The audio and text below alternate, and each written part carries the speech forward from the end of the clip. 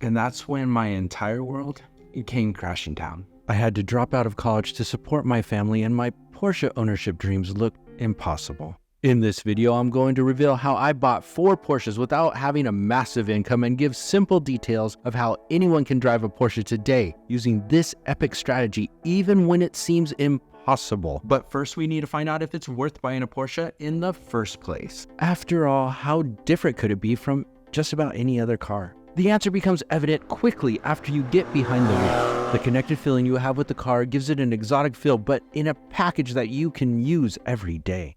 Growing up, my dad's dream was to own a Porsche someday. He had owned a number of Volkswagens, but never owned the Porsche that he had dreamed of. He had told me the story many times of the time he got to ride in a Porsche, and it was one of the highlights of his life. Sometimes when you see your dad fail at something, it drives you to achieve his dream. Over time, it became my own dream, making me determined to own a Porsche, dreaming of being able to share the driving experience with my dad someday. Sure, I didn't have the kind of money that I thought you needed to buy a Porsche, but I was determined to find a way, and that determination kept me going. But then, my world came crashing down. When it was all said and done, my dad ended up going to prison for 21 years, and I dropped out of college to support my family. My Porsche ownership dream didn't seem likely, and it certainly put things into perspective. Having news crews parked outside your house will do that to you.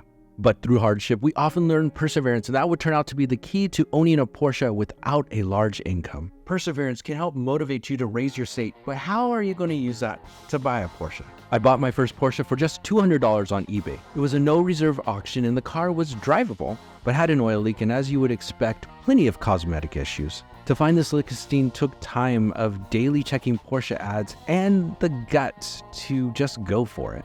Sure, it was a lowly Porsche 924, but it still felt like I had achieved my dream. The problem is, at times when your dream becomes a reality, you find out that things aren't all rainbows and unicorns. In the case of the 924, I bit off a bit more than I could chew. And when you added the DMV fees due to the tags being expired, it started to make sense to donate the car for the $500 tax write-off. Still, the experience opened my eyes to the world of depreciated Porsches, and also how a cheap Porsche can end up being a costly mistake.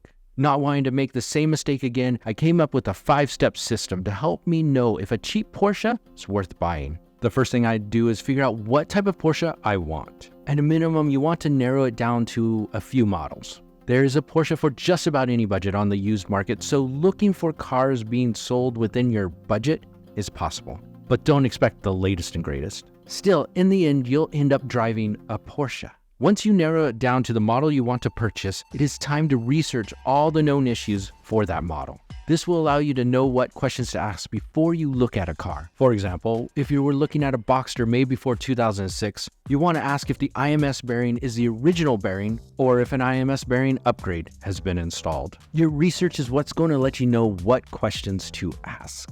So you'll spend plenty of time on YouTube and car forums. Now it's time for the search. You can use Facebook Marketplace, Craigslist, eBay, Auto Trader. I like Auto Tempest because it searches pretty much everything. And no, they're not a sponsor of this channel yet. The nice thing is most modern sites have advanced search features. This allows you to choose filters such as the specific make and model, year, and the price range. This will just make finding what you're looking for much easier. Once you find a car, it's always best to look at it in person and take a test drive. Once this is done, if you're wanting to move forward, the thing you need to do is pay for a pre-purchase inspection. While this is usually thought as a private party thing, most dealerships will actually allow you to do this. And if the seller won't allow it, it might be best to walk away. The caveat there would be if it's from a dealership and they have some type of warranty that makes it so that you reduce your risk enough that you feel safe. Once you have the pre-purchase inspection, it is your opportunity to do a bit of negotiation. You can use any findings from the inspection to attempt to reduce the price that you're going to pay. If buying through a dealership, you also have financing that can help with negotiation.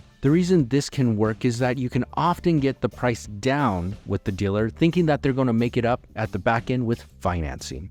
Simply put, they're going to raise the interest rate or increase the terms or both. I used this technique when I bought my Porsche 911. When all was said and done, I walked away paying just $12,500 for my 1999 911. Now, if I had made all the scheduled payments that they had figured out, it would have been about $20,000 all in. However, I paid it off early and only paid the $12,500 because of this. If you save up enough to pay cash, this can be a great way to come out paying less. The thing is, buying a Porsche is just the start. Keeping it on the road can be an entirely different battle. So check out this video to help you keep your repair costs down.